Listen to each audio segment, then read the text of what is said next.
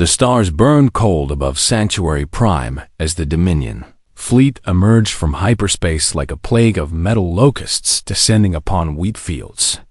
Warlord Kethvorin the Unbroken stood on the bridge of his flagship, the Eternal Silence, watching the small blue-green world grow larger in the viewing screens. His forearms were folded behind his back, and his chitinous armor gleamed under the harsh bridge lights. He had done this 17 times before. 17 civilizations had looked up at his fleet and known that their time as free peoples had ended. The Velthari were apex predators, in every sense of the word, standing 9 feet tall with natural armor that could stop most projectile weapons, reflexes that made them blur in combat, and lifespans measured in centuries. They had evolved on a death world where everything tried to kill everything else. They had not just survived, they had conquered. And then they had looked to the stars and decided that conquest was their birthright. Warlord, his second-in-command Threlko, said, "We are receiving transmissions from the planet's surface." "Let me guess," Kethvorin replied without turning. "They wish to negotiate. They wish to surrender." "My lord." A sound escaped Kethvorin that might have been a laugh or might have been disappointment. Perhaps both. "How long did that take?" 3 standard hours since our arrival." Warlord. Pathetic. He had hoped the humans would at least try to fight. He had heard stories about this species during his long march across the galaxy. They were supposedly clever and adaptable and dangerous in ways that their soft bodies did not suggest. But these humans on Sanctuary Prime were not warriors. The colony had been established 80 years ago by refugees from Earth who wanted nothing more than peaceful lives. Among the stars, 2 million souls living in small cities and farming communities, growing crops and raising children and pretending that the universe was not full of things with sharp teeth and sharper ambitions. They had no military. Their orbital defenses were laughable. Their security force consisted of 12 officers whose primary job was keeping the local wildlife from eating the livestock. "Accept their surrender," Kethvorin commanded, "and prepare my shuttle. You wish to go to the surface personally?" "My lord, I wish to see these humans with my own eyes." The shuttle descended through clouds that reminded Kethvorin of his homeworld, though these were white and soft rather than yellow with acidic rain. Sanctuary Prime was beautiful in a gentle way that made him want to burn it. Beauty without strength was an insult to the universe. The capital city was called New Providence, and it looked exactly like what it was: a collection of buildings constructed by people who had never expected to defend them. No walls, no gun emplacements, no bunkers. Just homes and schools and hospitals and parks where children probably played without ever looking up at the sky in fear. Kethvorin's shuttle landed in the central plaza, and he emerged to find a crowd of humans waiting for him. They were so small, the tallest among them barely reached his chest, and most were much shorter than that. Their skin came in various shades of brown and pink and tan, and their eyes were wide with terror. Good at the front of the crowd stood a woman with gray hair and tired eyes. She wore simple clothing that might have been formal by human standards, and she held herself with the dignity of someone who had already accepted that she was about to die. "I am Director Chun," she said, and her voice did not shake even though her hands did. "Leader of the Sanctuary Prime Colonial Authority. I am Warlord Kethvorin the Unbroken," he replied, "and you now belong to me." "We have surrendered peacefully," Director Chun said. "We have offered no resistance, and we ask only that our people be treated with mercy." "Mercy," Kethvorin repeated, tasting the word like something sour. "You speak of mercy as though you have earned it. We have committed no offense against the Dominion. Your existence is offense enough. Little human, but do not worry. The Dominion is not cruel without purpose. He gestured. And his soldiers moved through the crowd, separating the humans into groups with brutal efficiency. Your people will serve the Dominion as laborers and servants, Kethvarn announced. Your world will provide resources for our empire, and in time, your children's children may earn the right to be considered almost equal to true citizens. Director Chun said nothing. What could she say? But first, Kethvarn continued. There is the matter of the right of supremacy. A murmur went through the crowd. Some of the humans clearly did not know what he meant. Others did. And their faces went pale.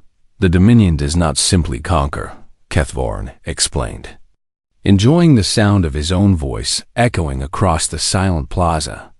We prove our right to rule through strength. And every conquered people must acknowledge that right through ritual combat. He stepped closer to Director Chun, towering over her like a mountain over a mouse. You will select your greatest warrior to face me in single combat, he said. This champion will represent all of humanity on this world, and through their defeat, your people will formally accept Dominion rule. And if we refuse, Director Chen asked, then I will select the champion myself, Kethvarn replied, and after I kill them, I will execute 100 of your people for every hour you wasted my time. The silence that followed was absolute. You have one planetary rotation, Kethvarn said. Turning back toward his shuttle, choose wisely. Director Jun, or do not choose at all, and see what happens when you test my patience. He did not look back as he walked away. He did not need to. He had done this 17 times before. And it always went the same way. The conquered people would scramble and panic and eventually produce some warrior who thought they had a chance. That warrior would die. The people would weep and submit, and the Dominion would grow stronger as his shuttle lifted off. Kethvarn allowed himself a moment of quiet satisfaction. Tomorrow would bring him another victory, another broken champion, another world added to his collection. He had been unbroken for 300 years. And nothing, certainly not these soft, small, terrified humans, would change that above Sanctuary Prime. The Dominion fleet waited like patient wolves below. 2 million humans looked up at the stars and wondered if they would live to see them again. And in the small house on the edge of New Providence, a 12-year-old girl named Maya Chun watched the alien shuttle disappear into the clouds and began to think. She thought about the stories her mother had told her about Earth. She thought about the games her grandfather had taught her before he died. She thought about the way the Warlord had moved and spoken and looked at her people like they were insects, and slowly, carefully, dangerously, she began to form a plan. The Warlord wanted a champion. Maya Chun would give him one. He just would not like what he got. The emergency council meeting lasted through the night and into the gray hours of morning. Director Chun sat at the head of a long table in the Colonial Administration building, surrounded by the men and women who were supposed to help her lead. None of them had any idea what to do. We need to fight, said Marcus Torres, the largest man in the room, a former construction worker whose arms were thick as tree trunks. Send me against this warlord, and I will make them remember that humans do not go quietly. You would die in seconds, replied Dr. Sarah Park, the colony's chief medical officer. I have reviewed what little data we have on Velthari physiology, and they are simply not built like us. Their reaction time is 4 times faster than ours. Their natural armor can stop bullets, and their strength makes our strongest look like children. Then what do you suggest? Torres demanded. That we simply hand someone over to be slaughtered. I am suggesting that we be realistic about our options. Our options are death or death, said another council member. The only question is how many of us die. Director Chun rubbed her eyes and tried to think. She had not slept in over 30 hours. and exhaustion was making everything feel distant and unreal. Her daughter Maya was at home, hopefully asleep. Hopefully not thinking about the monsters in the sky. "There must be something in Dominion law," said Thomas Webb, the colony's legal advisor. "Some loophole or exception we can exploit." "I have been researching that all night," Dr. Park admitted. "But Dominion law is vast and complex, and I am not even sure I am translating it correctly." "Keep looking," Director Chun ordered. "There has to be something."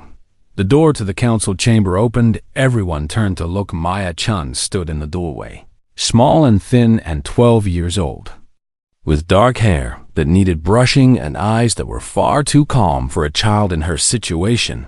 "Maya," Director Chun said, rising from her chair, "what are you doing here? You should be home." "I found something," Maya said. She walked into the room without waiting for permission and placed a data tablet on the table. "I hacked into the Dominion's public database," she continued. "The one they broadcast to all conquered worlds. It was not even that hard, because they do not expect anyone to care about their laws." "Maya, this is not the time." "It is exactly the time." "Mother," something in Maya's voice made Director Chun stop. She looked at her daughter, really looked, and saw something she had never seen before. Maya was not afraid. "The right of supremacy," Maya said, "is older than the Dominion itself. The Veltari have been using it for over 1,000 years, and in all that time, no one has ever beaten a warlord in the ritual combat." "That is not encouraging," Torres muttered. "No, but this is," Maya replied, and she tapped the tablet to bring up a block of alien text. "The right of supremacy has rules, and one of them is something called the Challenger's Privilege." Dr. Park leaned forward to look at the screen. "The champion of the conquered people has the right to set the terms of the combat," she read slowly, "including the form the combat takes." "Exactly," Maya said. "The Veltari assume that combat means physical fighting because that is what they are good at. But the law does not actually say that. It says the champion can choose any form of contest as long as both parties agree. The warlord would never agree to anything except a physical fight." Webb argued. "He might if his pride is at stake." Maya countered. "Think about it. He has never lost, and he knows he will never lose in a straight fight. So why would he be afraid of any challenge? To refuse would make him look weak." Director Chun felt something cold settle in her stomach. "Maya," she said carefully, "why are you telling us this?" Maya met her mother's eyes without flinching. "Because I'm going to be the champion," she said. The room exploded into chaos. Torres was shouting about sending children to die. Dr. Park was demanding to know if this was some kind of joke. Webb was frantically checking the legal documents on the tablet, and Director Chun just stood there, staring at her daughter, feeling her heart break into pieces too small to count. "Everyone be quiet," Maya said, and somehow her voice cut through the noise. "I am not finished." The room fell silent. "I am not going to fight the warlord," Maya continued. "I am going to challenge him to a game that humans have been playing for over 1,000 years. A game that tests strategy and planning and the ability to think many moves ahead." "What game?" Dr. Park asked. "Chess." Torres let out a bitter laugh. "You want to play a board game with a monster that has conquered 17 civilizations." "I want to beat a monster that has conquered 17 civilizations," Maya corrected. "And chess is not just a board game. It is a war fought with pieces on 64 squares. And I've been studying it since I was 5 years old." "Maya," Director Chun finally said, "you are 12 years old. I know. If you lose, the warlord has promised to destroy us all. I know.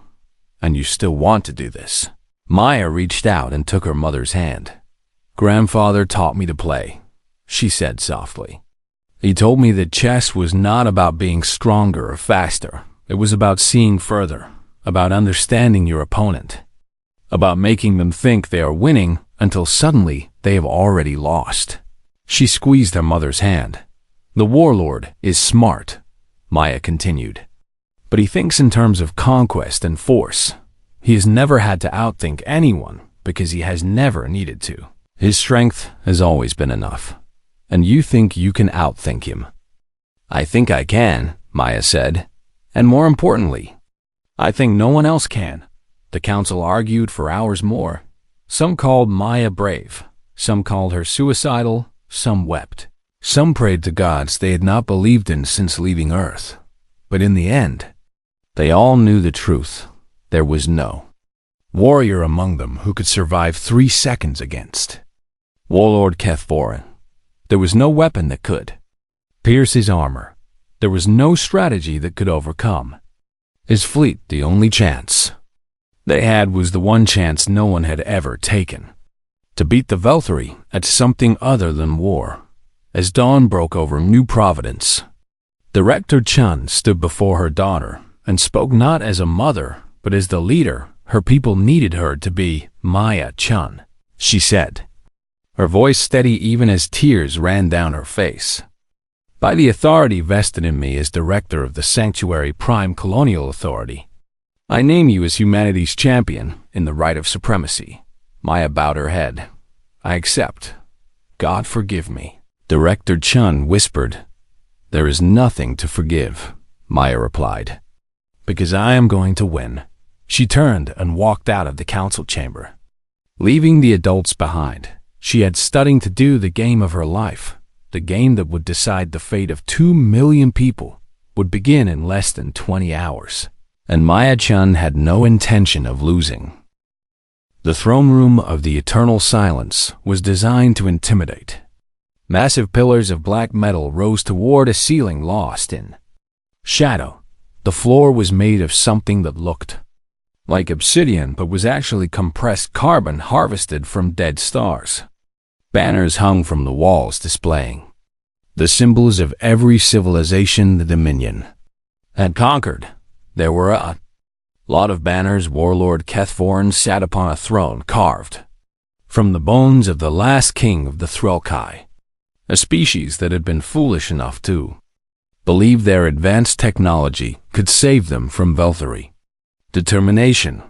It had not. The Warlord was reviewing tactical reports when the doors opened, and his second-in-command entered. The humans have named their champion. My lord, Threlkos announced. Excellent, Kethvorin replied, setting aside his work. Describe them to me. I always enjoy knowing something about the warriors I am about to kill. Threlkos hesitated. That hesitation was unusual enough to make Kethvorin look up. Speak, he commanded. The champion is a female. Threlkos said carefully, approximately 12 years old by human standards. Silence filled the throne room. Then Warlord Kethvorin the Unbroken, conqueror of worlds and terror of the galaxy, burst into laughter. The sound echoed off the walls like thunder. His officers shifted uncomfortably, unsure whether their master had gone mad or was genuinely amused. A child? Kethvorin managed between laughs. They sent me a child. Oh, this is wonderful. This is absolutely wonderful. My lord, Threlkos ventured. Some of the officers are concerned that this may be some kind of trap. A trap? Kethvorin repeated, still chuckling. What kind of trap could a primitive species set using a 12-year-old female do? They think she will explode when I touch her. We are not certain. My lord. Then let us find out, Kethvorin declared, rising from his throne. Bring the child to me. I want to see this champion of humanity with my own eyes. The shuttle arrived within the hour. When the doors opened and Maya Chun walked into the throne room, she looked even smaller than Kethvorin had imagined. She wore simple clothing, dark pants and a light shirt that might have been her best outfit.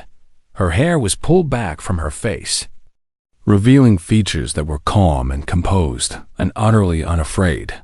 She walked like someone who belonged there. That was interesting. So, Kethvorin said, leaning forward on his throne, You are the great warrior the humans have chosen to face me. I am the champion, Maya replied. Whether I am a great warrior is for you to decide. Her voice was steady, no trembling, no fear. Either the child was incredibly brave or incredibly stupid. And Kethvorin was not yet sure which. Do you understand what will happen here, little human? He asked. Do you understand that I am going to kill you? I understand that you intend to try. The officers around the room shifted again. Kethvorin's eyes narrowed. You have spirit, he admitted. That is good. I hate killing cowards. It makes the victory feel hollow. I am not here to give you a hollow victory, Maya said. I am here to invoke the challenger's privilege. The room went very still. Kethvorin's amusement faded. Where did you learn of that? He demanded. From your own records, Maya replied. The Dominion broadcasts its laws to every conquered world. I simply took the time to read them. Clever child. Thank you. But cleverness will not save you, Kethvorin continued. The challenger's privilege allows you to set the terms of our combat. But I must still agree to those terms, and I assure you, I will agree to nothing that gives you an advantage. I am not asking for an advantage, Maya said. I am asking for a fair contest. What kind of contest? Maya reached into her pocket and withdrew a small cloth bag. She emptied its contents onto the floor in front of her. 32 carved pieces of wood in 2 colors, black and white. A game, she said. It is called chess. Kethvorin stared at the tiny pieces on the floor. You want to play a game, he said slowly. I want to play this game, Maya confirmed. It is a game of strategy and tactics, of planning and prediction. 2 armies face each other on a board of 64 squares. And the goal is to trap the enemy king so completely that escape is impossible. I have never heard of this chess. I would be surprised if you had. Maya replied. It is a human game, invented on Earth over 1,000 years ago, but the challenger's privilege does not require that you know the game beforehand, only that you agree to play it. Kethvorin leaned back on his throne and studied the child before him. She was so small, so fragile, he could cross the room in 3 steps and tear her apart before she could even scream, but there was something in her eyes that gave him pause. Not fear, something else, certainty. She was certain she could beat him. The thought was so absurd that it made him want to laugh again. But something held the laughter back. Why should I agree to this? He asked. I could simply demand physical combat and crush you like the insect you are. You could, Maya agreed. But then you would never know. Know what? Whether you could have beaten me, Maya said. You have conquered 17 civilizations through strength and speed and superior firepower. You have never had to prove that you are actually smarter than your enemies, because you have never needed to be smarter. She met his eyes without flinching. I am offering you the chance to prove that the Velthari are not just stronger than other species, she continued, but better, that you can beat a human at our own game, using our own rules. On a field where your muscles and your armor and your reflexes mean nothing. You are trying to manipulate me, Kethvorin observed. Of course I am, Maya replied. The question is whether it is working. Kethvorin was silent for a long moment. His officers held their breath. The warlord could feel their fear, could feel their silent pleas for him to simply kill the child and be done with it. But his pride would not allow it. He had never refused a challenge. He had never needed to, and the thought of letting this tiny human believe that she had found something he was afraid of was intolerable. Very well, he said. I accept your challenge. We will play this chess of yours, and I will destroy you on your own battlefield. Excellent, Maya said, and something that might have been a smile flickered across her face. But hear me now, little human, Kethvorin continued, rising from his throne to his full 9-foot height. I am adding my own terms to this contest. If you lose, your planet will not simply be conquered. It will be erased from existence. Every human on Sanctuary Prime will die, and your world will burn until nothing remains but ash and memory." Maya did not flinch. "I accept your terms," she said. "You understand what you are risking."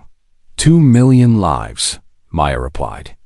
"Yes, I understand. I understood before I walked into this room." Kethvorin studied her for a long moment. Then he laughed again. But this time, the sound was different. Less amused, more respectful. "You have courage." "Little human," he admitted. "That, at least, I can admire." "I do not need your admiration," Maya said. "I need a chessboard and a quiet room." "You shall have both," Kethvorin gestured to his officers. "The game will take place tomorrow at midday," he announced. "It will be broadcast across the Dominion network so that all may witness the glory of our empire. The humans think they can defeat us with their little games, and I will show the galaxy how foolish that belief truly is." Maya bowed her head slightly. "Until tomorrow, Warlord. Until tomorrow, Champion." She turned and walked out of the throne room. Without looking back, Kethvorin watched her go, and despite himself, he felt something he had not felt in a very long time. Curiosity. The child was going to lose. Of course she was going to lose. But for the first time in centuries, Warlord Kethvorin the Unbroken was genuinely interested in seeing how. The game was set to begin at midday, but by dawn the entire galaxy was already watching. The Dominion's communication network carried the broadcast to 100 billion. Beings across 1,000 worlds, conquered peoples and free nations alike, tuned in to witness something unprecedented. A human child challenging the greatest warrior the Vulturi had ever produced to a contest of minds on Sanctuary Prime. 2 million humans gathered around screens and projectors, and any device that could receive the signal. They stood in the streets and in their homes and in the refugee shelters where they had been herded by Dominion soldiers. They held hands and whispered prayers and tried not to think about what would happen if Maya lost. In the council chamber, Director Chun sat alone, staring at a screen that showed her daughter's face. She had not slept. She was not sure she would ever sleep. Again, the game would be played in a chamber that the Vulturi called the Hall of Judgment. It was a circular room at the heart of the eternal silence, with walls that displayed live feeds from across the Empire. 1,000 faces would watch Maya and Kethvorin from those walls. 1,000,000 more would watch through the screens of their personal devices. The entire universe was about to become an audience. Maya arrived first. She walked into the Hall of Judgment wearing the same simple clothes from the day before, carrying a wooden box that contained the chess pieces her grandfather had carved for her when she was 5 years old. The board was already waiting in the center of the room, a perfect grid of 64 squares, black and white, exactly like the boards Maya had played on since she was old enough to understand the rules. She began to set up the pieces. White on her side, black for the Warlord. The symbolism was not lost on anyone when Kethvorin entered. The chamber fell silent. He had chosen to wear his ceremonial armor, the same armor he had worn when he killed the champions of 17 other worlds. It was covered in marks and symbols that represented his victories. A visual history of conquest written in gold and silver on black chitin. He looked at Maya and smiled. "Are you ready, little human?" "I am." "Then let us begin." Kethvorin took his seat on the black side of the board. Maya noticed that he had spent the night studying chess. She could tell by the way he looked at the pieces, the way his eyes moved across the board with something approaching understanding. He had learned the rules. He might even have learned some basic strategy. But rules and strategy were not the same as wisdom. And wisdom was not the same as experience. Maya had been playing chess for 7 years. Tonight, she would find out if that was enough. The first moves were formal, careful, both players establishing control over the center of the board. Kethvorin played aggressively. pushing his pawns forward with the same philosophy that had guided his military campaigns. Attack. Overwhelm. Destroy. Maya played defensively, retreating before his advance, giving ground that seemed important but was not. By move 15, Kethvorn had captured 2 of her pawns and 1 of her knights. The Dominion officers watching from the walls began to smile by move 20. He had taken a bishop as well. The smile spread. Maya seemed to be losing. She seemed to be losing badly. Her pieces were scattered and defensive, while Kethvorn's army pressed forward in a coordinated assault that would have made any military tactician proud. But Maya was not worried. Her grandfather had taught her something that most people never understood about chess. The game was not about the pieces you had, but about the positions they held, and position was everything. By move 30, something strange began to happen.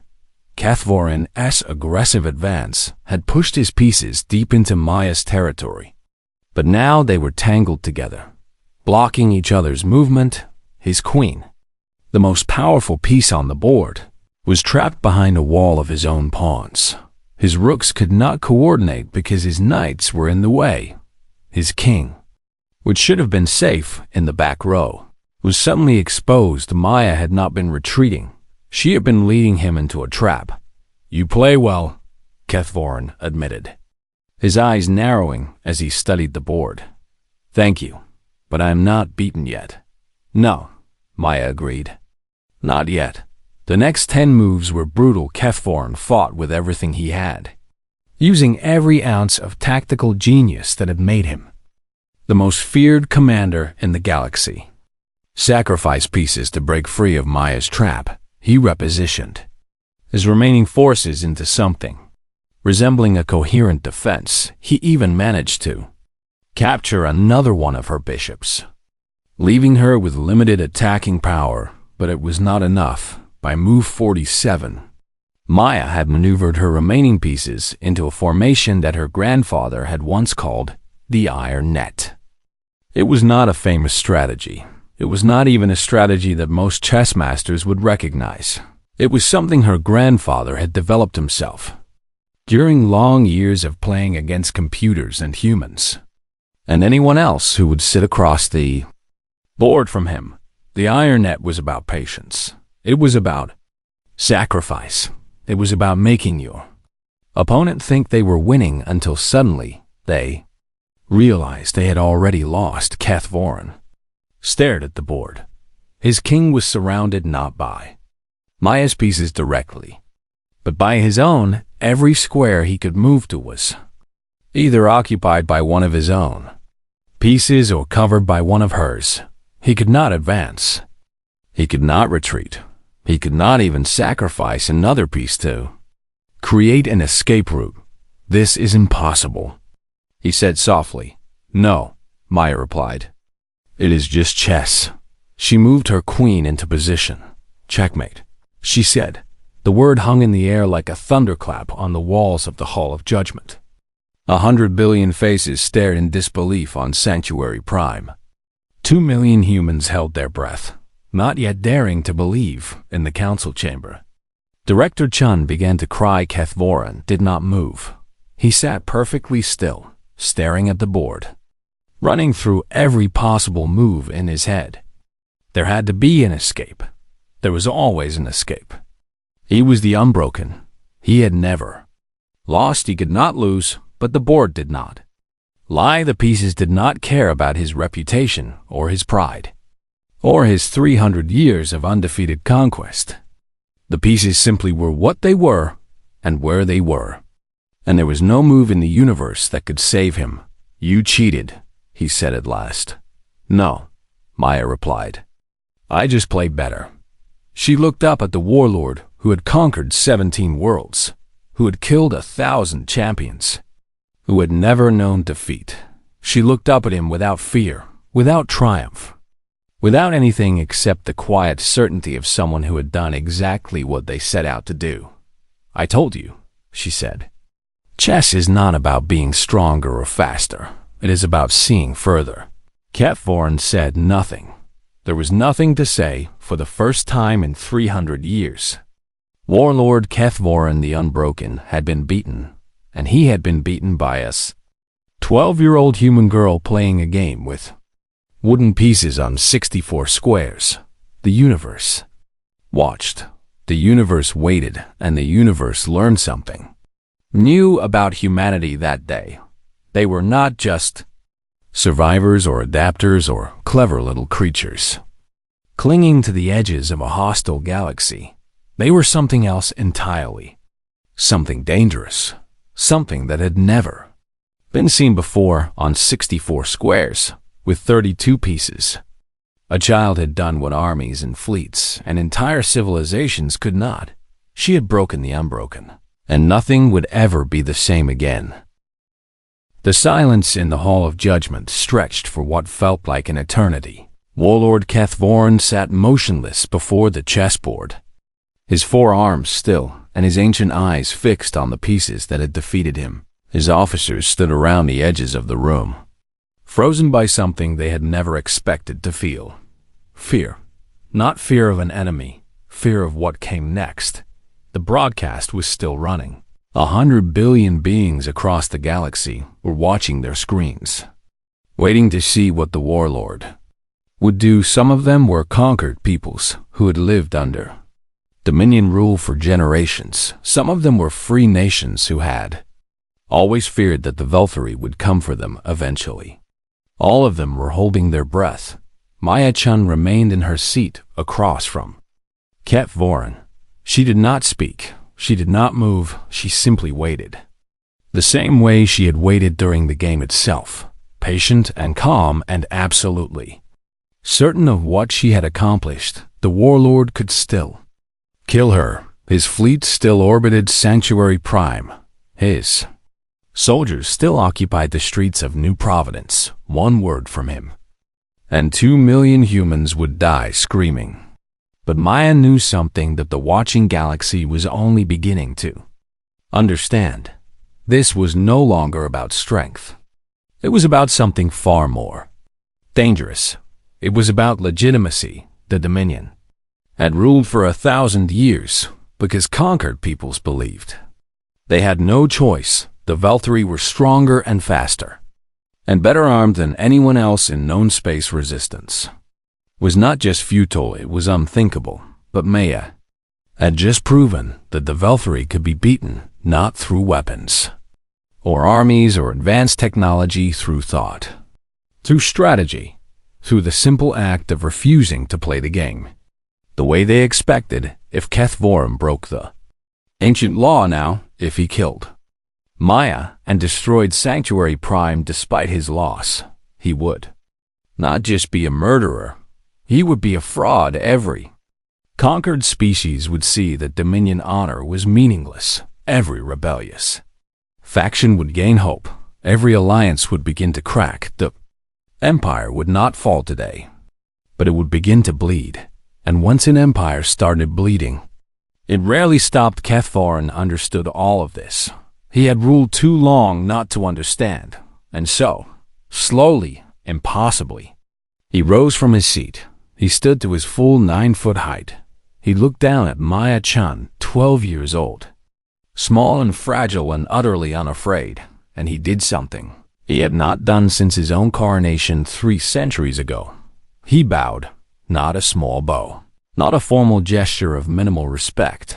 He bowed deeply, completely, the way a Velthory only bowed to an equal. Sanctuary Prime is free, he announced, and his voice was broadcast to every corner of the galaxy.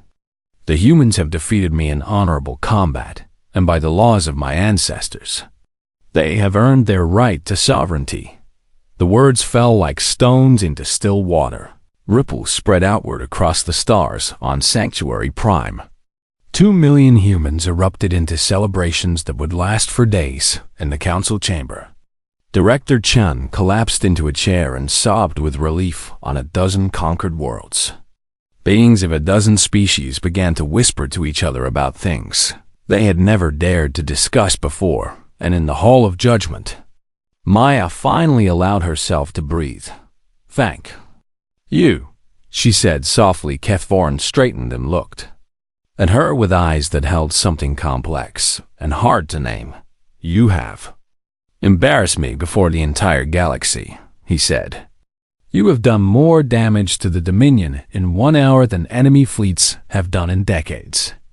I know, and yet you thank me for honoring a law I could easily have broken. I thank you because you made a choice. Maya replied, you could have been a tyrant, but you chose to be a ruler. Those are not the same thing. The Warlord was silent for a long moment. You are wise beyond your years. Little human, my grandfather taught me well. He must have been a remarkable man. He was. Maya said, he died 2 years ago. But he told me something before he passed. He said that the most important victory is not the one you win through strength, but the one you win through understanding. She stood and began to collect her chess pieces, placing them carefully back in their wooden box. You could have been a monster today, she continued, but you chose not to be. That means something, Warlord, even if you do not want it to. Kethvorin watched her gather the pieces that had defeated him. What will you do now? He asked. Go home, Maya replied. Hug my mother. Sleep for about 3 days. And then probably go back to school. I have a math test next week that I have not studied for. The absurdity of that statement. A child who had just saved her entire species worrying about a math test mate. Kethvorin laughed. It was not a cruel laugh this time. It was something closer to genuine amusement. You are a strange creature. Maya Chen. I am human, she replied simply. We are all strange creatures. She finished packing her chess set and tucked it under her arm. Then she looked up at the Warlord one last time. Can I tell you something? She asked. You may. When I walked into this room yesterday, I was terrified, Maya admitted. I thought I was going to die. And I thought my people were going to die. And I thought that nothing I did would make any difference. But you did not show it. No, I did not show it because my grandfather also taught me that fear is not weakness. And hiding fear is not the same as not having it. She smiled, and for the first time, she looked exactly like what she was, a 12-year-old girl who had just done something impossible.